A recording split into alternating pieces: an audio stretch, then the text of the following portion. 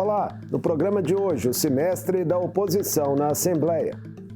A atuação do Bloco Democracia e Luta na apreciação das propostas relativas à adesão de Minas Gerais ao Propag e em outras matérias que afetam o funcionalismo. A federalização da Codemig e as opções na mesa para o futuro de outras estatais. E ainda, os impactos da sucessão interna no PT para os rumos da legenda. Eu converso com o deputado estadual Cristiano Silveira, líder da minoria no Parlamento Mineiro e presidente do PT em Minas Gerais. Bem-vindo, deputado Cristiano, sempre um prazer recebê-lo. Muito obrigado, Marcos. Eu que agradeço. Alegria sempre estar aqui no programa.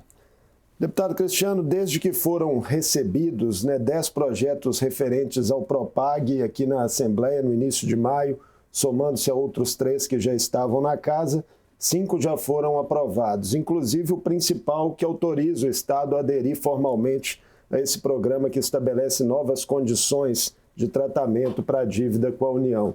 Qual a importância dessa matéria para o futuro de Minas Gerais e o saldo da tramitação até aqui? Bom, primeiro vamos lembrar que a iniciativa do Propag é uma iniciativa que nasceu com a oposição, né? Mandato passado, o governador Zema queria discutir a dívida de Minas Gerais, que ele foi o campeão no aumento dessa dívida, né? Estamos falando em torno de 180 bilhões de reais, e ele não via nenhuma alternativa à dívida se não aderir ao chamado regime de recuperação fiscal. Muito aliado de Jair Bolsonaro, nunca discutiu alternativa, né? E queria ali aderir a um regime que foi mal para o Rio de Janeiro, foi mal para o Rio Grande do Sul, não funcionou em lugar nenhum do Brasil. E a gente dizia, olha, tem que ter alternativa. Quando o presidente Lula assumiu, foi vitorioso, assumiu, nós fomos a Brasília, conversamos no governo, com o apoio do presidente Tadeu, com o apoio do presidente Rodrigo Pacheco, nosso presidente presidente do Senado, nasce o Propag, uma alternativa à discussão da dívida de Minas Gerais, com juros menores e condições melhores para os estados. A partir daí, o Estado apresentou o projeto, as matérias que compõem o Propag, e nós iniciamos a discussão. O que foi o entendimento? Aquilo que nós não tínhamos grande divergência, né, nas matérias, colocaríamos para tramitar, né, para poder andar aqui na casa com maior facilidade. Então, isso incluiu a autorização dele ao Propag, mais recentemente o debate com a Codemig e outras ações. Aí agora a gente vai chegar num ponto também que alguns projetos são mais complexos. Acredito que agora no segundo semestre nós vamos nos dedicar a eles para poder avançar. Então, acho que a grande ação da oposição nesse primeiro semestre foi ter trabalhado na gestão do Propag junto com o Tadeu, junto com o Pacheco, o governo do presidente Lula, e agora nós temos aí um prazo, limite até outubro deste ano, para poder entregar pronto o Propag para Minas poder fazer adesão e a gente ter o Estado numa condição financeira melhor. Um dos projetos aprovados autoriza a federalização da Codemig, a estatal mineira responsável pela exploração do nióbio, e veda a sua eventual privatização, autoriza que ela entre como abatimento da dívida, numa federalização. No entendimento da oposição, apenas essa operação pode ser suficiente para que Minas Gerais consiga ali atingir o percentual de amortização que garante o acesso a todos os benefícios possíveis do Propag? Então, o governo fala que precisa em torno de 30 bi para poder aderir, nós estamos falando algo que 20%, do que significa a dívida a ser negociada pelo Estado. E na avaliação que nós temos, e quem está dizendo isso são fundos de investimento, que está dizendo isso são alguns bancos, a Codemig poderia valer aí entre 6 até 12 bi de dólares. Então, por baixo, se ela estiver valendo aí 6 bi, mais ou menos, nós estamos falando em 30 bilhões de reais. A Codemig, então, seria suficiente para dar essa entrada na dívida do Estado de Minas Gerais. A gente precisa ainda da avaliação final, porque a União, o governo federal tem que dizer, o BNDES tem que dizer qual a avaliação deles de valor, e o Estado vai discutir em cima disso. Na minha opinião, um monte de discussões adiante, como, por exemplo, privatização de CEMIG, Copasa, da ação de CEMIG Copasa para o governo federal, também nessa negociação, ele precede a avaliação da Codemig. Se Codemig for suficiente e não é uma empresa em que pese que é valiosa, a empresa mais valiosa, estamos falando de terras raras, a Unióbio lá em Araxá, um mineral valiosíssimo, mas não é serviço essencial, não é água e energia. Então ali a gente não teria grandes dificuldades da Codemig ser dada nesta negociação.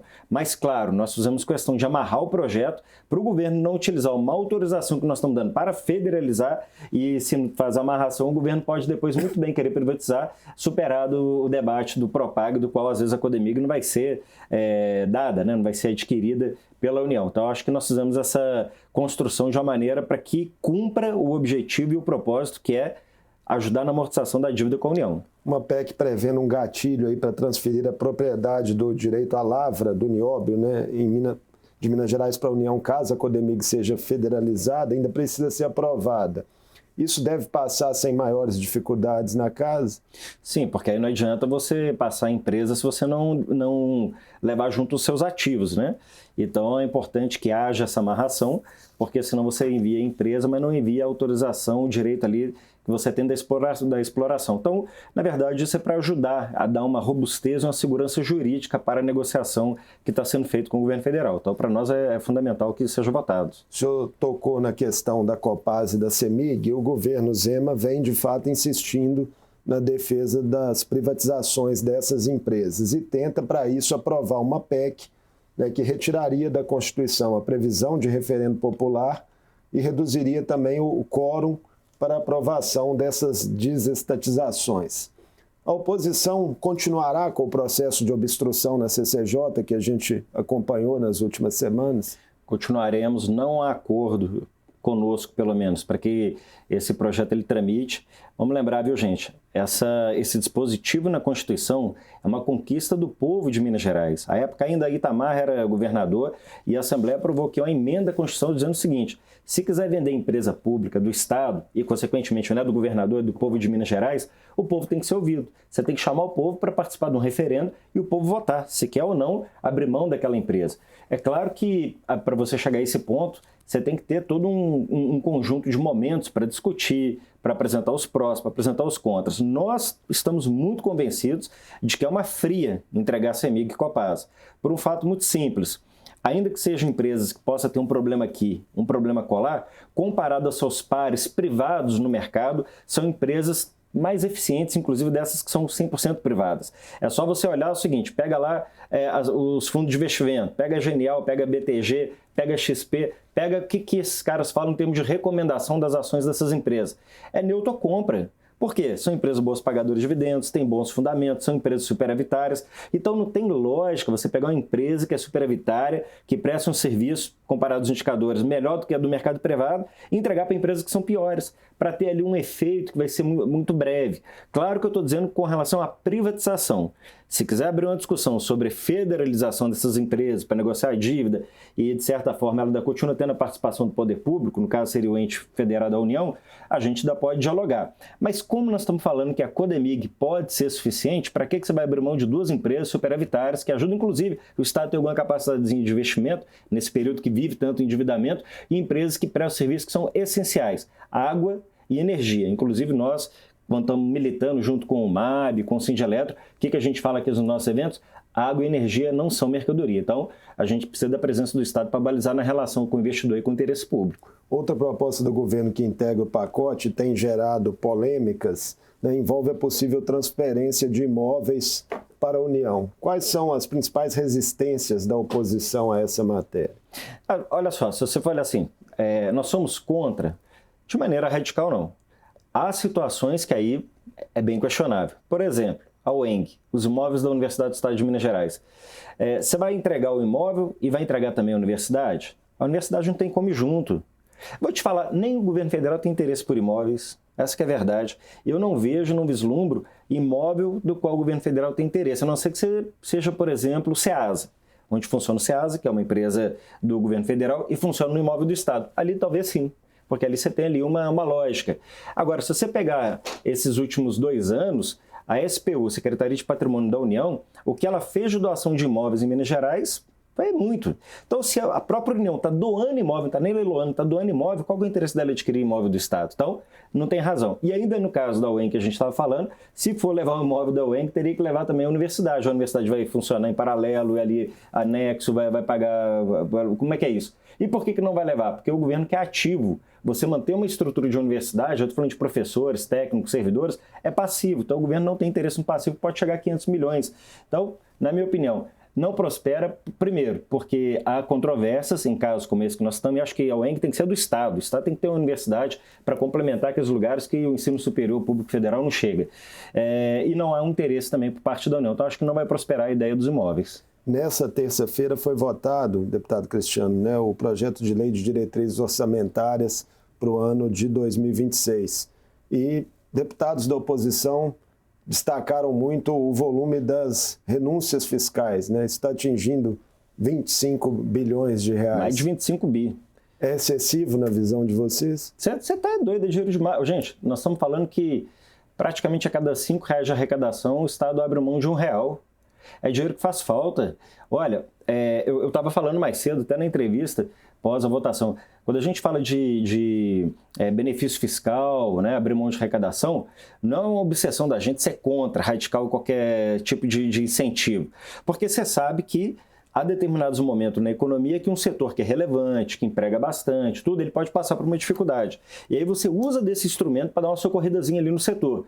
Mas o que aconteceu com os benefícios fiscais nesse país e também aqui no estado de Minas Gerais?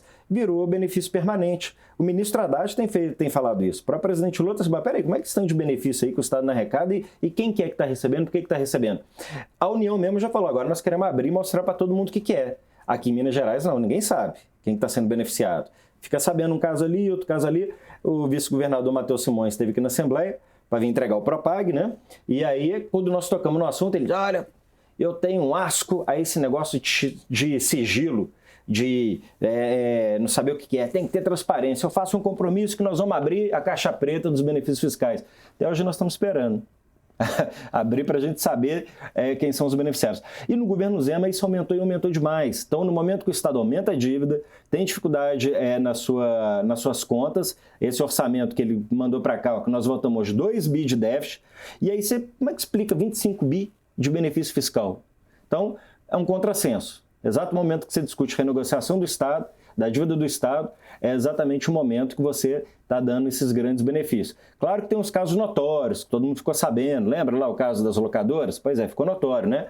Aí você vai falar, mas era um setor, deputado, que estava passando por dificuldade financeira. Não, os maiores beneficiários, ó, ganhando dinheiro pra caramba, super ricos e ainda tiveram mais benefícios ainda. Não tem lógica, não tem racionalidade. É o orçamento a serviço de uma classe, de uma elite econômica financeira do Estado, e quando deveria estar terminando o hospital regional, poderia estar dando aumento decente para servidor, poderia estar acabando com fila de saúde, com fila de cirurgia, poderia estar fortalecendo a segurança, porque outro dia estava fazendo rodízio, o carro da Polícia Civil abastece um dia, não abastece o outro, para poder fazer segurança pública. É isso, virou governo Zema. Deputado Cristiano, vamos falar agora sobre o PT Mineiro, partido que o senhor ainda preside e viveu uma sucessão interna conturbada com a impugnação da candidatura da deputada federal Dandara, que era apoiada pelo grupo político do senhor. E a deputada estadual Leninha foi eleita no último domingo, né, para comandar o partido no estado. A legenda sai rachada do processo, com feridas que ainda podem repercutir para frente? O processo foi um processo que não é o que nós gostaríamos, né?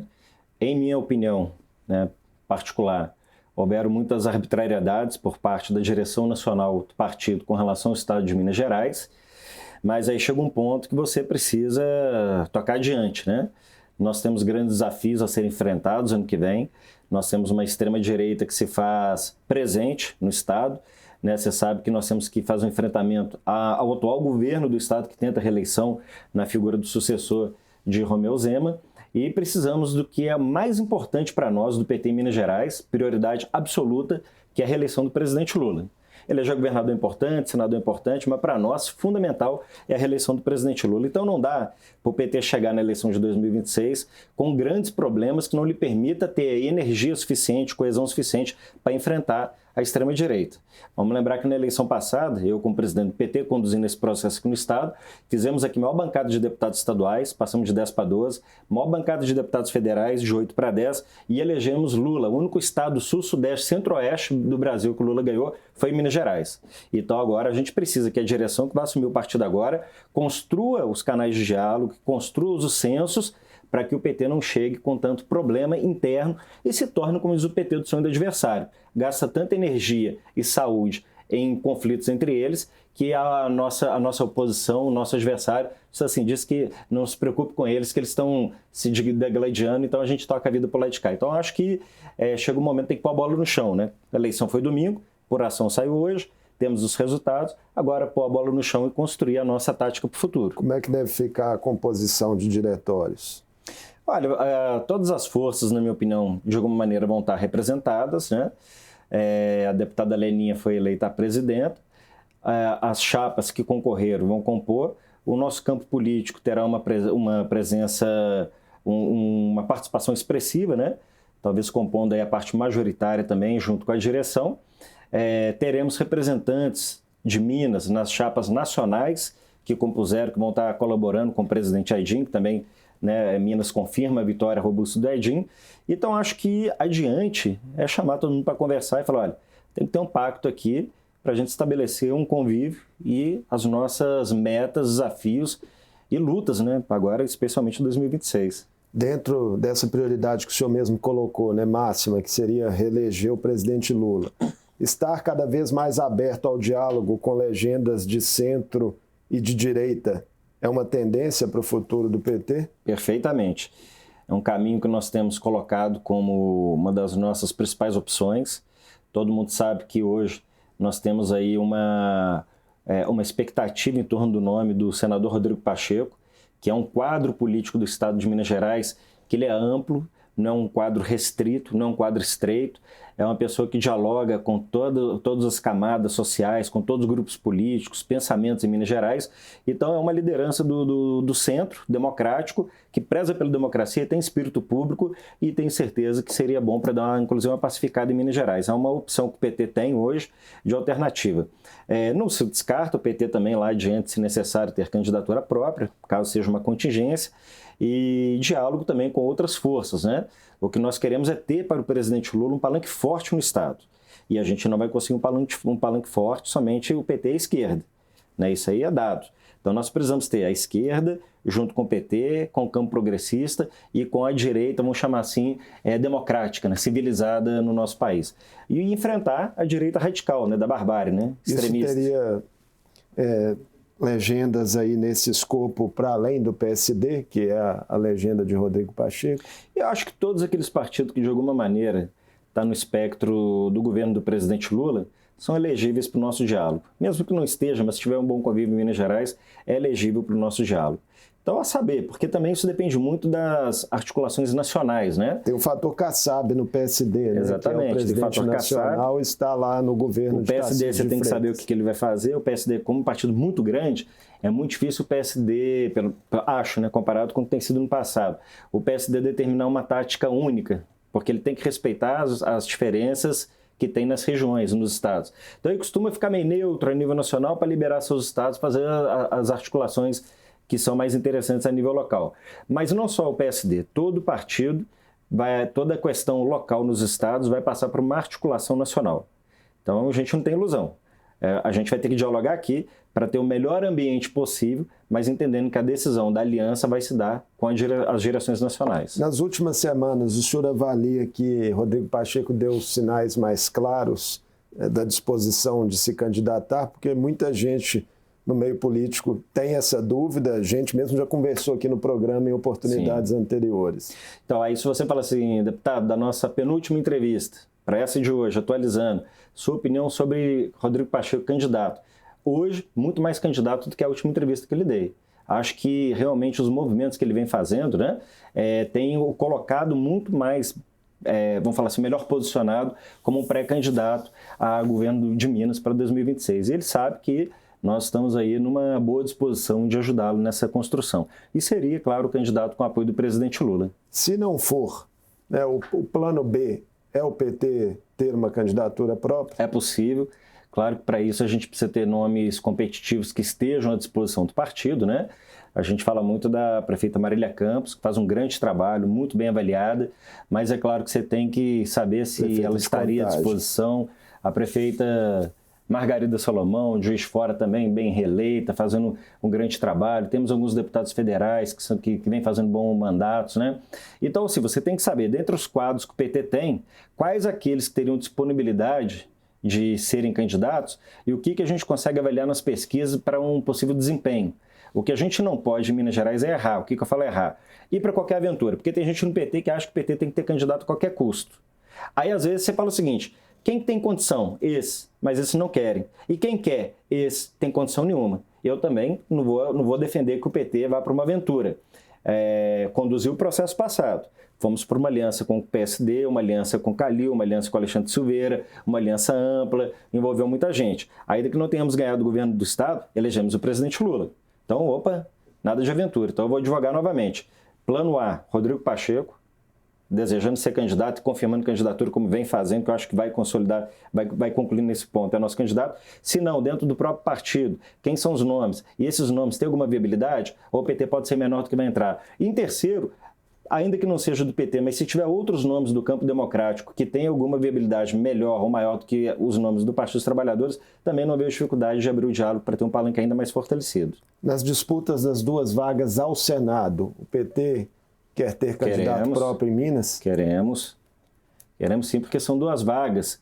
E acho que é um bom momento. Você tendo mais candidaturas no espectro de direita, né, como são os nomes que a gente mais tem ouvido recorrente, pode ser que com uma candidatura mais unificada da base, ligada ao presidente Lula, desse campo, a gente consiga um desempenho que possa surpreender. Então, eu particularmente vou defender que o PT brigue ao menos por uma das vagas de candidato ao Senado. Nomes? Olha, são esses nomes que a gente lembra, os principais quadros, né? Deputado Reginaldo Lopes é um nome que é sempre lembrado, né? Já por 2 vezes o nome dele é lembrado, pontua bem em pesquisa. Na última abriu mão para o senador Alexandre Silveira, inclusive a pedido do presidente Lula para que houvesse aliança, houvesse um entendimento, mas ali ele já estava pontuando de 15% a 17%, né? As próprias prefeitas, que aqui citei, né? E outros nomes que possam estar surgindo aí do partido, né? Quadros que também não precisam ser da política, né? Vamos falar assim, da regrinha básica, né? Da casinha. Você pode ter nomes também de fora, mas que consegue ter uma capacidade de visibilidade, não sei, eu não teria nome para te apresentar, mas eu falo de desenho de tática que a gente pode estar usando. Então, acho que são nomes aí extremamente competitivos que têm condição de levar o PT a uma vitória. E sua leitura, deputado Cristiano, sobre movimentos de nomes dos outros campos, né, que despontam aí como pré-candidatos ao governo? O vice-governador Matheus Simões, que deve estar no comando do Estado, ao que tudo indica, no ano que vem, o senador Cleitinho Azevedo e o prefeito de BH, Alexandre Calil. Ex-prefeito. É muito difícil a gente opinar sobre os outros partidos, né? O que eu vejo é que se permanecer 3 candidaturas desse campo, Calil talvez não, apesar na última eleição... Está sem partido, inclusive. Mas na última eleição municipal deu uma guinada mais à direita. Mas está sem partido. Mas, enfim, juntou com o Zema, juntou com um campo mais à direita e distanciou um pouco desse espectro. Mas, confirmando essas candidaturas, mais a do senador Rodrigo, as nossas chances são maiores, evidente. Se unificar do lado de lá, não quer dizer que a gente perca, mas quer dizer que a gente vai ter aí uma disputa mais acirrada, vamos colocar assim, né? Então, é muito difícil a gente dizer o que o outro vai fazer. Eu tenho um ditado que fala o seguinte: quem quer ser campeão não escolhe adversário. Quem quer ser campeão, treina, organiza o time, organiza a tática e vai para o jogo. E venha quem vier, tem que fazer o gol e levar o campeonato. Cenário nacional, para a gente caminhar para o encerramento da nossa entrevista. Não, vou continuar. O tempo passa rápido. Quase um bate-pronto mesmo. Momento do governo Lula. Como que o senhor avalia, as reações do Planalto até aqui ao tarifaço, recém-anunciado pelo presidente dos Estados Unidos, Donald Trump, e a repercussão positiva já medida em pesquisas para a popularidade do presidente, que vinha arranhada em levantamentos anteriores? Mas aí você vê o seguinte: qualquer brasileiro em sã consciência nunca vai defender uma medida contra o seu próprio país, especialmente se essa medida tiver condicionada a uma situação específica de um sujeito que tem problema com a justiça. Como dizia ali o Dudu Bananinha, eu vi até o Lula fazendo meme, né? Ô, Trump, salva meu papai, Trump. Pô, é um negócio, cara, inconcebível. E a direita já está dividida com relação a isso, né? Você tem uma ala que já está dizendo, não, isso não pode condicionar a anistia. Parece que o Mourão já tem dito isso. Tarcísio foi um pouco na linha, mas Bolsonaro, depois a turma chinchou ele, porque São Paulo vai ser o estado que vai ter maiores perdas, né, com o tarifaço. E ali você tem uma galera ali que já deu um recuo e os apaixonados agarrados ali no Bolsonaro, anistia ampla e restrita e salve o Bolsonaro. Então, eu acho que pegou muito mal. Para quem dizia Brasil acima de tudo, né? Mostrando uma ausência completa de patriotismo. E aí o Dudu Bananinha piora o negócio, que ele vai para a internet chamar os empresários brasileiros para investir nos Estados Unidos. Ou seja, lesa pátria, gente. Esse camarada tinha que buscar mandar de deportação dele para cá, que isso é crime de lesa pátria. E isso teve efeito, que o presidente Lula reagiu com altivez. Vai esgotar toda a discussão e negociação no campo diplomático, mas é evidente que isso aqui não é República de Banana, isso aqui não é uma colônia de ninguém, não. E a lei da reciprocidade já foi aprovada no Congresso. Então, nós também temos mecanismos que podemos adotar para que o país não sofra tantas sanções. O país vai obrigar os Estados Unidos a voltar de novo para a mesa e conversar. Né? O Trump é muito bravateiro, tem que saber qual é o tamanho da disposição dele de fato sobre isso. E também acho que toda crise ela é parteira de solução. O Brasil também pensar em novos mercados, fortalecer a relação com os BRICS. Isso pode acelerar a discussão do Mercosul com a União Europeia nas negociações comerciais. Um próprio recuo do presidente Trump pode acontecer? Eu acredito. O Trump, ele, como dizer assim, ele põe um bode na sala. E depois, vamos sentar para conversar, ver o que dá para fazer. Agora, que ele não sonhe nem um segundo, que seja o presidência da República, que seja o próprio Congresso, que seja o Judiciário do Brasil, que haverá qualquer tipo de concessão, negociação em cima de crimes que foram cometidos no nosso país por uma pessoa que está sendo investigada. E agora, né, a Procuradoria-Geral da República já apresentou a denúncia formalmente. Então, está mais do que claro. Então, o reflexo é isso. O povo brasileiro sabe qual que é o limite das coisas, né? Uma coisa é minha opinião ideológica, minha preferência ideológica. Outra coisa é o limite da responsabilidade com o país. Então, não dá para colocar isso como condição de negociação com o Brasil, né? Em condições normais... E por falar nisso, viu, gente, que é bom vocês saberem. Se isso for a cabo, esse tarifaço, nós estamos falando de orçamento de Minas, né? Renúncia fiscal, 2 bi de déficit. Isso pode impactar em 8% o PIB de Minas Gerais. Então, o Zema, que gosta de ficar na internet, ainda bem que eu vi a pesquisa também, o povo de Belo Horizonte está gostando desse trem dele ficar fazendo meme na internet buscando like, não. Ele deveria estar governando. Então, ele deveria estar buscando solução para compor as comissões, compor as frentes que querem dialogar com os Estados Unidos para que o Brasil não sofra esse tipo de sanção, porque Minas vai perder. Então, o comedor de banana devia ser da internet e ajudar a resolver o problema das tarifas aqui em Minas. Presidente Lula, em condições normais, será candidato à reeleição no ano que vem, à presidência, mas nós temos um Congresso cada vez mais de direita. O que isso sinaliza para os rumos do país? Sinaliza que, na próxima eleição, nós vamos ter que fazer uma campanha ainda mais consistente sobre a importância do voto nos deputados federais, nos senadores, que compõem um campo político ligado ao presidente Lula. Que aí o cidadão fala o seguinte, não, eu vou votar no Lula que eu gosto do Lula, mas eu vou votar no deputado fulano, que apesar de ser da direita, mas é compadre aqui do meu vizinho, porque ele torce para o mesmo time que eu. Não dá para fazer isso, porque senão você vê, o presidente Lula tem uma agenda importante, mas tem dificuldade de avançar com ela no Congresso. Vocês acabaram de ver no caso do IOF, né? O presidente Lula tentando ali avançar em fontes alternativas de receita para aqueles que não pagam imposto, que os muito ricos nesse país não pagam imposto, os bilionários. Não é você que tem, como diz lá a turma lá, tem um HB20, tem 10 mil na poupança, o cara quer me taxar. Não, eu estou falando de gente rica que já não paga, bilionários que não pagam. Então, o presidente Lula tem uma agenda para fazer os ricos pagarem para aliviar para os mais pobres. Inclusive, está lá na lógica da questão da isenção do imposto de renda para quem ganha até R$5.000, para você poder fazer ali o equilíbrio. E por que o Congresso não quer? Que a grande maioria daqueles parlamentares são bilionários, são da direita ou da extrema-direita. Então na próxima eleição que eu tenho que fazer, consciência, votar em deputados que têm agenda semelhante do presidente que eu escolhi, no caso, o presidente Lula. Mas não é só nós que vamos fazer isso, não. A turma da direita, o Bolsonaro está doidinho para eleger o maior número de senador, porque eles acham que elegendo muitos senadores terão controle e intervenção no judiciário, que é perigoso para a democracia no nosso país. Deputado Cristiano, muitíssimo obrigado por mais essa conversa conosco aqui no Mundo Político. Estou à disposição. Obrigado. Eu conversei com o deputado estadual Cristiano Silveira, líder da minoria na Assembleia e presidente do PT em Minas Gerais. Falamos sobre a atuação dos parlamentares de oposição ao governo Zema em relação a projetos que marcaram o semestre no Legislativo, como a adesão de Minas Gerais ao Propag e a federalização da Codemig, e também do desfecho da eleição do novo diretório estadual do Partido dos Trabalhadores. O Mundo Político fica por aqui. Obrigado por nos acompanhar e até o próximo programa.